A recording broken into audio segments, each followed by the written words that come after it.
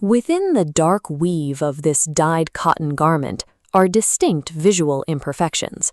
Lighter streaks interrupt the color, and white flecks sit embedded.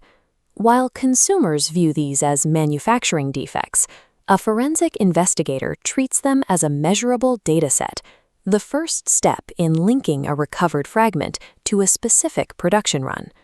Cotton is the foundational material of the global textile industry, making it the most prevalent natural fiber recovered in criminal investigations.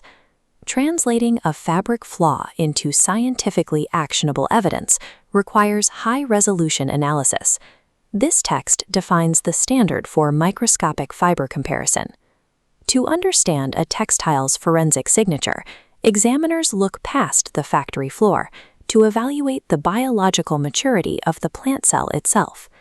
The global volume of cotton production is immense. In 2008 alone, the industry processed 24.4 million tons of raw material. Large-scale mechanical processing through heavy industrial vats creates the assumption that modern manufacturing produces completely uniform materials. However, aggressive chemical scouring cannot erase the biological variability that develops within a single natural seed pod.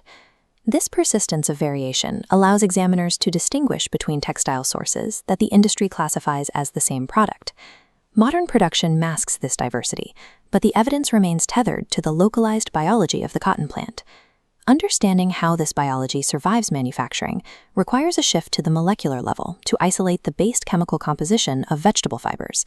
This is the fundamental building block of the cotton fiber, the anhydroglucose unit. These units connect by 1,4-beta-glucose links. When thousands of these units chain together, they form the rigid macromolecule known as cellulose. This chain's length determines the fiber's degree of polymerization. As this chart shows, harvested cotton has a high degree of chemical purity, containing up to 95% cellulose with virtually no lignin. A bast fiber like jute is far less pure, with cellulose levels dropping as low as 59%. Industrial scouring and bleaching strip away naturally occurring waxes and pectins, pushing the final cellulose purity up to roughly 96%. These molecular chains align tightly, creating crystalline regions that provide significant longitudinal strength along the axis of the fiber. Unlike flax or hemp, cotton's strength increases when exposed to water, as molecules form hydrogen bonds with the free hydroxyl groups. These bonds cause the secondary cellular wall to swell outward, without a proportional reduction in the fiber's length. While this molecular architecture provides the framework of the evidence, the biological growth pattern determines how that framework is filled.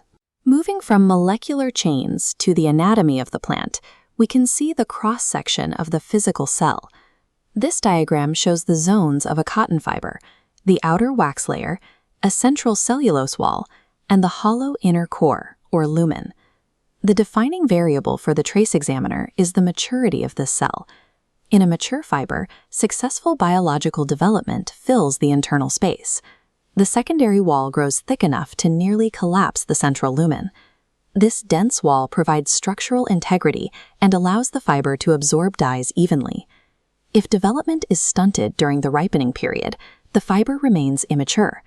The secondary wall becomes irregular, with alternating thick and thin sections. This irregular thickness leads to lighter, variable dye uptake, creating the visible streaks seen in finished fabrics.